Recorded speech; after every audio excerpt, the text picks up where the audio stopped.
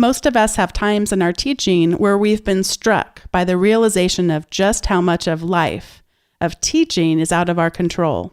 In today's episode, Dr. Lee Skallerup Bessette joins me to talk about how to deal with and manage when stuff gets out of control in our lives, as well as how to address those situations when it happens to our students.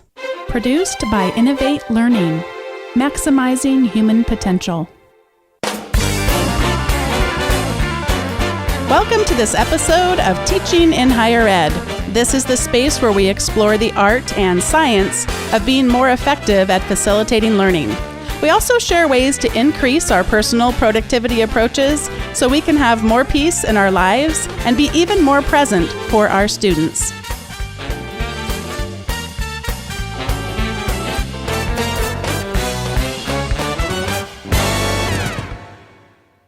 I'm excited today to get to have a conversation with Dr. Lee Skallerup Bessette. She is the faculty instructional designer at the Center for the Enhancement of Learning and Teaching at the University of Kentucky. She has two areas of expertise, digital humanities and digital pedagogy, at least in the realm of teaching and instruction. Lee, welcome to Teaching in Higher Ed. Hi, Bonnie. Thanks so much for having me. Thanks for giving up part of your workday to contribute to this community. I wanted to say, I absolutely love your blogging that you do for Inside Higher Ed. And for people listening, the show notes are going to be at teachinginhighered.com/61. I'm going to link to her blog writing in general, and then also link to some of the posts that have resonated. But I feel like you're a kindred spirit, and I'm just so excited to have you on the show today. Oh, thank you. Before we dive into our topic for the day, I wondered if you would just spend a couple minutes talking to people who may not be as familiar with what the digital humanities are, and then, as if that's not a hard enough question to attempt to define for us, if you would also tackle digital pedagogy, because I know that's new for some people who are listening. The way I like to describe digital humanities to people who really have never heard of it or don't know is it's this intersection between technology and what technology can help us do in the humanities and our humanities research that we couldn't do or haven't been able to do otherwise. So one of the most common ones right now is big data, distance reading, but social networking and network graphs, mapping the things and visualizing the things that would take an entire career. Previously. In history as well, it's about digitization, archives, and making also research primary documents more accessible and available in a scholarly and thoughtful way to larger and different audiences. There's lots of different things. Mapping is another one of the big ones that takes place. Computational linguistics is sometimes considered a part of digital humanities. So it's a really large and interesting and interdisciplinary field that really merges, again, as I said, the technology and the humanities. And now, increasingly, it's starting to branch off also into or towards media studies, where we're taking a humanistic approach to studying the tools that we use, the digital tools that you use, interfaces, video games, multimodal means of communications, et cetera, et cetera. So, there's a lot, a really vast area. How about digital pedagogy? Yes. We have unprecedented access to tools, to information, to interfaces, and the question that digital pedagogy seeks to answer or to explore is, so what? What do we do with them? How do we do it? How do we do so in a critical, pedagogically sound way? I would say that the difference, the term that most people typically hear or use or perhaps are more familiar with is ed tech, right? Education technology or instructional technology.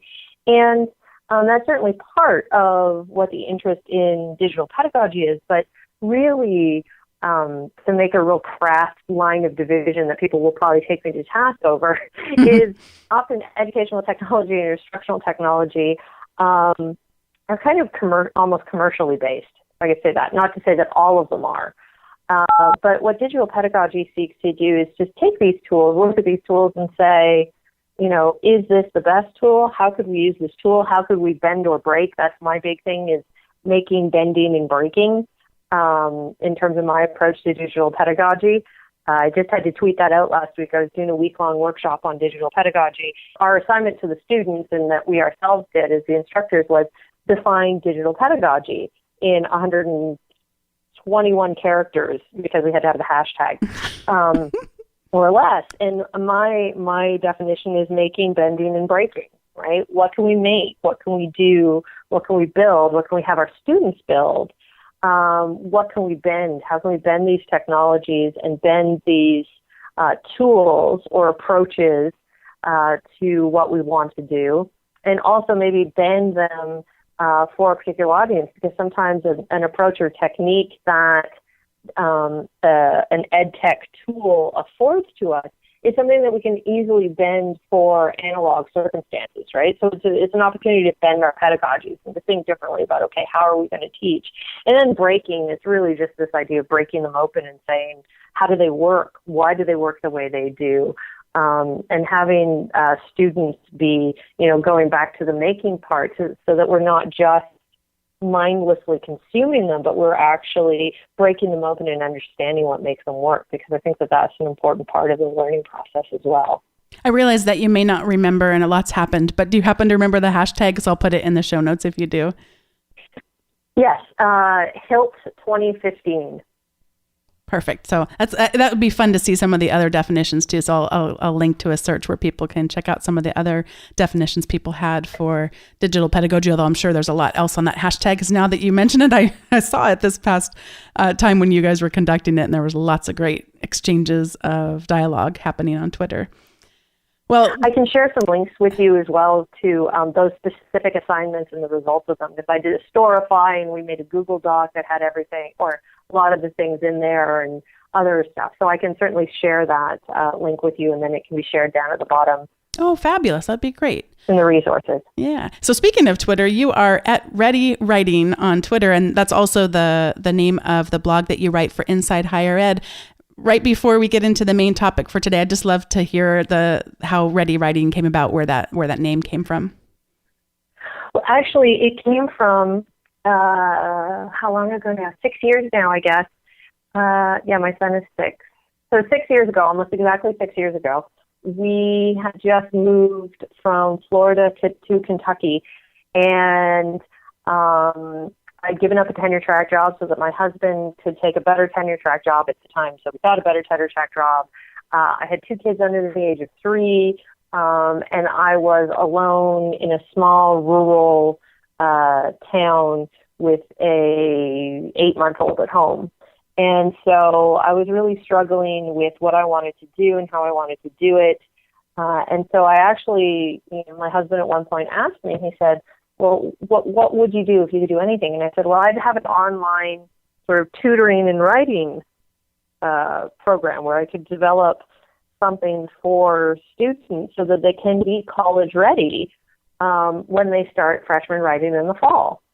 And so started a website, and the blog and Twitter handle were supposed to be there to help promote the services on the website. And they just grew in unexpected, or maybe looking back, expected directions, where the business itself didn't really take off. But the blog and the Twitter persona, to a certain extent, really did. And so that was who I was. It was sort of how I was branded. And so I just sort of stuck with it. And a lot of people have actually said, well, you don't even teach writing anymore, because that was what I was teaching. I taught a lot of freshman writing, even though my PhD is in comparative literature. I said, you don't even teach writing anymore. Why don't you change your handle? Why don't you change your blog name? And I'm just sort of like, well, it's what it is. It's always been what it is. And how wonderful. That's how the name came to be. How wonderful now that you get to take that passion that was originally there and amplify it so much more. Because imagine all the work that you do with faculty, that you're actually still doing that. You're just doing it times the nth degree. I don't even know how to explain it. That's wonderful. It's so fun when life has unexpected twists like that. And speaking of... Well, and it's because of the blog and Twitter that I have a job now in faculty development, because of my visibility and because of my willingness and ability to communicate about pedagogy in an accessible way and in an intelligent way put me on the radar of a lot of people who said, because I was off the tenure track for a long time after that, and just basically said, look, if you're interested in faculty development or getting off this sort of non-tenure track hamster wheel, then we think that you'd be really good at faculty development. And so you should take your experience and take your voice and put that into this particular area. And I did, and I'm really really grateful for that. It's wonderful when it can happen in that arena. And then, of course, I'm sure you're also quite aware that people who are interested in publishing books, and regardless of what shape that book's going to take, the publishers right now, if you're going to submit anything to a publisher, they're going to say, how many followers do you have? What kind of blogging do you do? And a lot of people have felt left behind, and they talk to my husband and I and go like, this, in 5 years for them and their experience since they published their first book, the entire world changed and they were left very, very behind. So it's fun when you've already built that and it can start to take you places you didn't expect. It's fabulous. I hear in what you're saying too that, and I've read, of course, you talk about being off tenure track, and we really still, it's just so surprising to me. And I know I have this bias too, even though I want to think that I don't, but just assuming everyone out there is tenure track, we just ignore this whole contingent faculty. I shouldn't say we, but a lot of us do ignore that the reality of how much of our workforce and how out of their control it feels, and how they feel dependent on these institutions instead of having that kind of feeling of empowerment. That must have been a good transition for you to have that sense of, oh, I do have some power in this career direction that I'm taking. There was something really fun and subversive to me, and I'm not a very subversive person. Like I'm trained as an academic. I did very well at school, so obviously I'm very good at following rules and all of that. But there was something like that was my moment of subversion, was really that blog, and talking about working off the tenure track. Because even earlier on, as I said, I had been in the tenure track position, but and sort of had seen things go on and got so disillusioned by it all that, I really, even when I wasn't a contingent faculty member, there's a lot in those early blog posts on my original Blogspot blog that was probably the most subversive I've ever been in my entire life. Yeah, you found your voice. Tell me about a time in your life when something very out of control happened in the midst of teaching a course. Well, actually, I don't have to go that far back in time. I've got two young kids, and now my kids' ages are 8 and 6. There are often things that happen on one-off basis. So, there was one time where I actually had to move a classroom to be next to a place, next to a room that had a couch in it where my daughter was sleeping because she was sick, And so it ended up taking a 4-hour nap while I taught my classes in the room next to me, because I didn't have an office where she could do that. But those are, you make those things work. You try to figure them out. But one of the biggest challenges that I had recently was the last semester I was teaching full time. So that would have been almost 2 years ago now. We had a really terrible winter, and we lost so much time due to snow days. But what was particularly challenging is this one class that I was teaching. It was an Intro to World Lit class, and I was trying to be very student-centered, and the students, they chose what we were reading, and I wanted them to do alternatives to the essay and all of this great stuff, and it was moving along wonderfully until every day it seemed, or every day I had the class, we were on 2-hour delay, right, because of the weather. And it just so happened that class was at 9:10 in the morning. And so the rest of my classes the rest of the day met except that class. And so there was a period of time where I don't think I saw them for, I think it was like 2 weeks. Oh, gosh. 2.5 weeks. And then, you'd come back to each other for 2 days or 2 classes. And then the next week, it was possible that you would have all of the classes canceled again. So it became this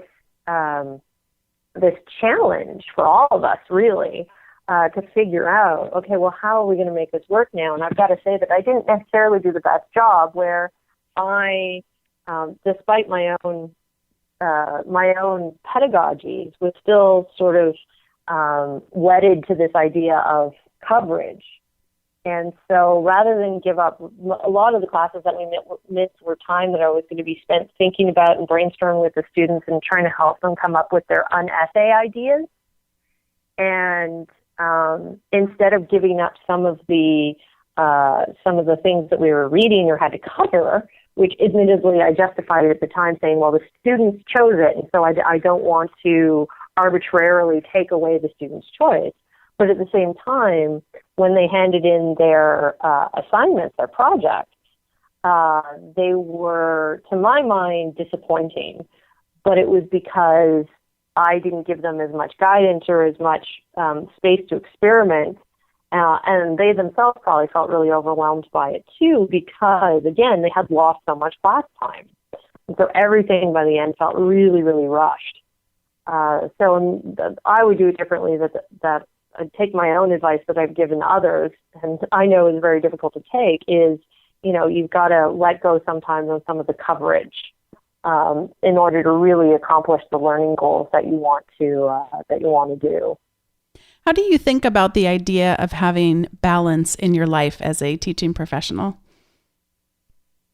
I guess it changes at every age for me, or maybe my kid's age, or every phase. Mm-hmm.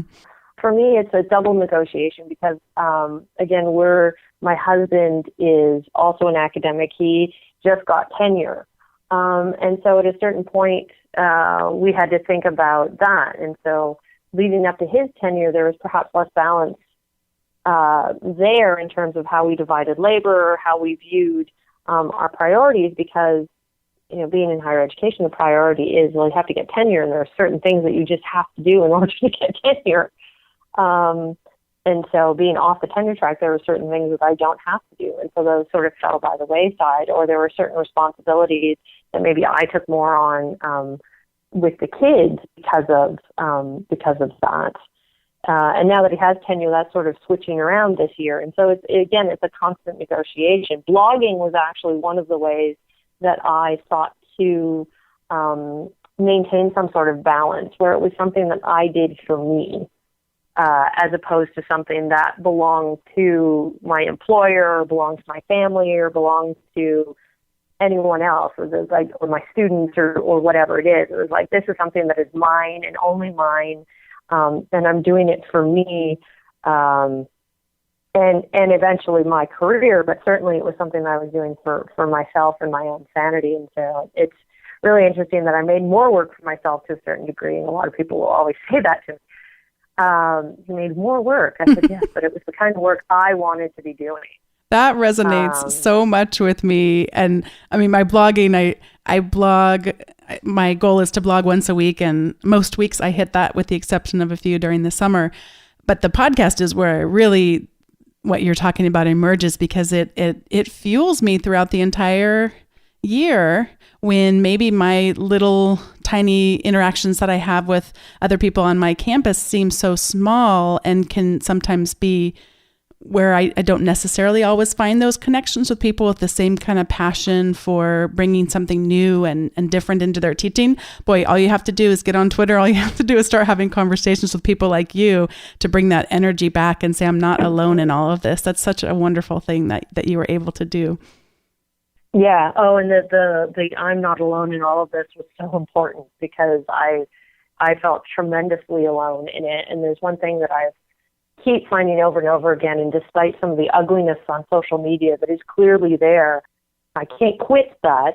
And I can't stop advocating and recommending it to other people, because it's like, for me, the good far outweighs the bad. What are some of the most common ways you saw your students having their lives become out of control as you were teaching? I've taught students at R1 institutions. I've taught students at a lot of non-traditional institutions. I've taught at a primarily Hispanic-serving institution, at a historically black college, and at a rural at a rural state institution in one of the poorest areas of the country. And one of the things that I have noticed, and it's the support group and how much support do the students have, right? How much can they afford to take on mentally, financially, physically, and who's there to help pick them up and encourage them. I had one student, and I'll never forget this student, all the way back at the University of Alberta where I did my PhD, which is a large R1 Canadian R1 institution, and she came to me and apologized for her poor performance in the class, which really wasn't that bad.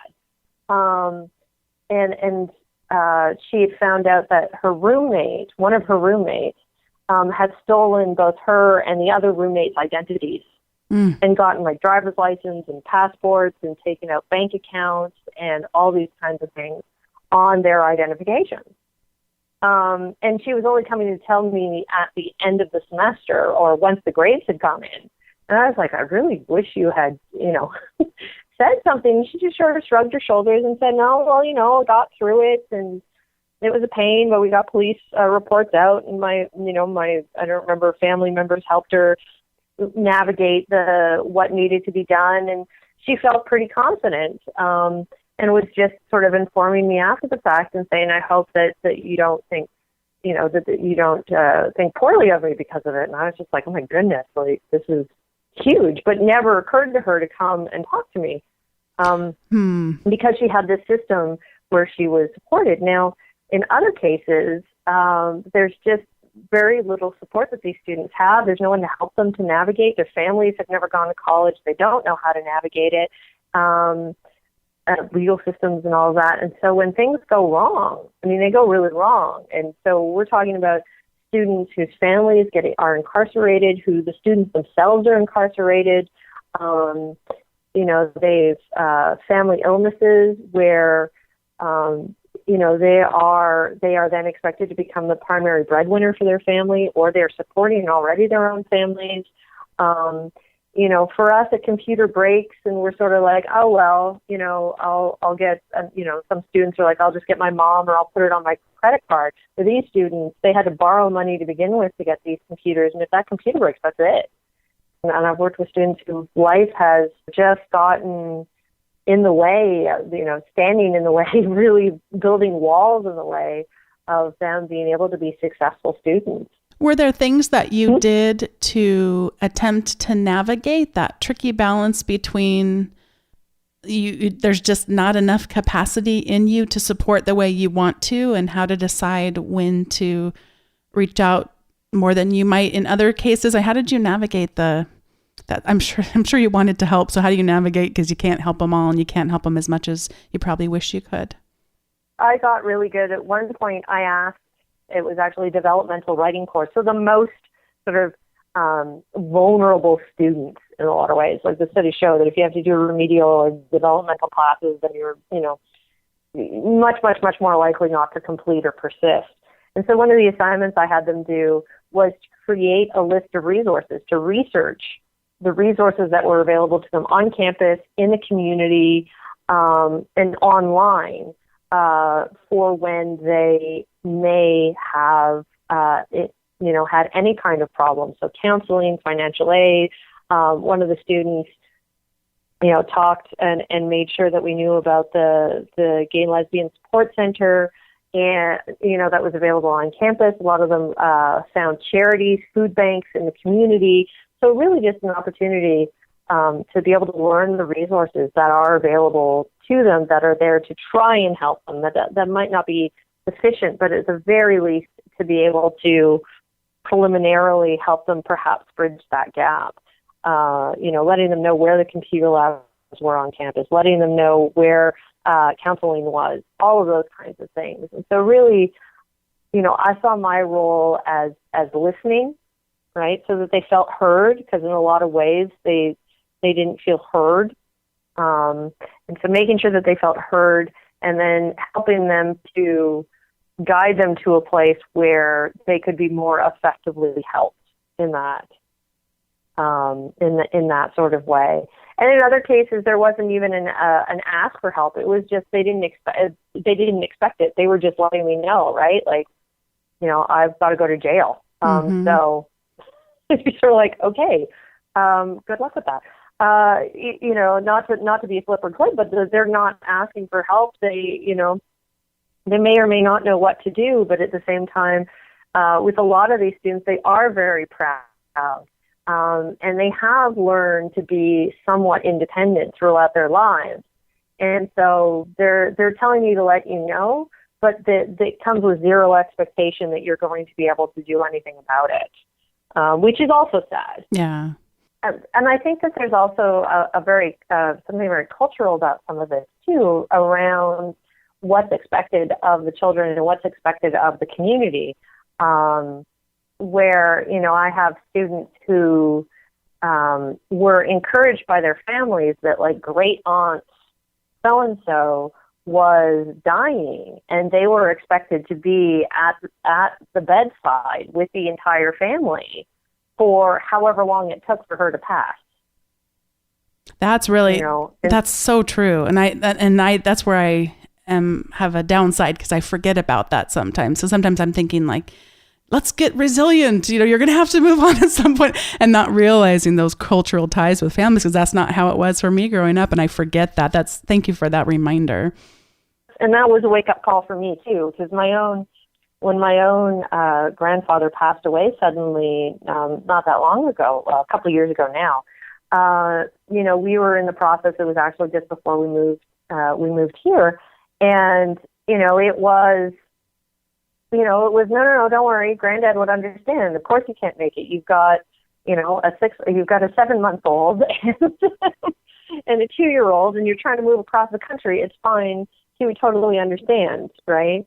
In that sort of way, where there was, it would have been nice had I come, but that I couldn't come. It was like, no, it's totally understandable that you didn't come. And then so to experience this different kind of attitude, or I wouldn't say attitude, but cultural practice in a lot of ways, that's different. And so it was really interesting. And then in other cases, I had students who had children that they had left behind. Like, they had traveled, small infants that they had left behind with their mother or their grandmother or someone, so that they would still have the opportunity to come and go to college. And so that was another eye-opening experience, where it was like they'd have to miss class because they didn't necessarily know the proper paperwork or the proper procedures, so that their kid could get medical care while they were away at college, right? Just like normal medical care, not even like urgent medical care. It's like, oh, the kid got a bit of a cold and we've got to go to the doctor. Well, not signing the proper paperwork to be able to have grandma or great grandma do that, then that becomes something that they're constantly having to go home, even though they're trying to make that effort. But it's also, I could tell, mentally taxing for a lot of these students, male and female, who had left behind children, so that they could have an opportunity for post-secondary education and getting that degree. And so again, something that for me was I don't want to say unimaginable, but just hadn't entered into my headspace, right? Where this was something that they were trying to do and trying very hard to do, but in extraordinarily difficult circumstances. As we finish off this part of the show and move into recommendations, what's your overall advice to us as we're going throughout our semesters and dealing with the out of control and still trying to be great teachers? I would say that one of the things is the same advice I would have given myself, is that sometimes it's okay to let go of some of the content.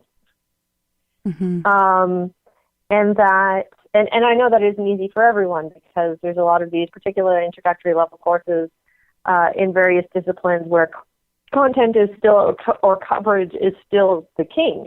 And we have to do all of these things, and they have to be able to do them, because if they can't do them, then they can't pass, or they're not going to be able to get to the next level, et cetera, et cetera.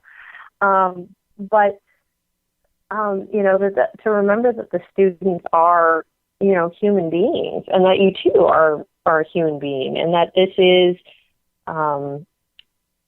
Kathy Davidson, and I guess this might be my recommendation. Kathy Davidson, and I can share this link. I've got it open if I can find it, what it's called. She calls handicapped by being under-impaired, teaching with equality at the core. And so Kathy Davidson, she is the co-founder of Haystack, HASTAC. She was teaching at Duke. Now she's at CUNY. She leads up the Future Initiative. She wrote Now You See It, which was quite formative for me in my pedagogy. And she got very, very, very, very ill unexpectedly. And she's fine now, but it was a very long recovery process for her. And so she blogged about this idea of, as academics, we assume that everyone is as capable, as driven, as smart, as whatever as we are. And when they're not, then, well, then that's their problem, not mine, right? And this is like her argument in a nutshell, but that we need to have, in order, if we want to teach with equity at its core, she says, we have to keep in mind these things. We have to keep in mind that these students are not us, and they don't want to be us, and perhaps they cannot be us.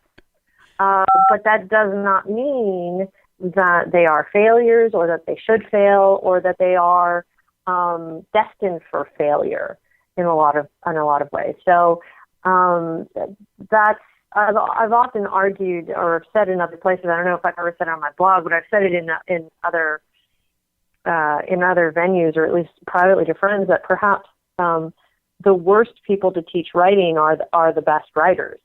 Writing always came easily to me.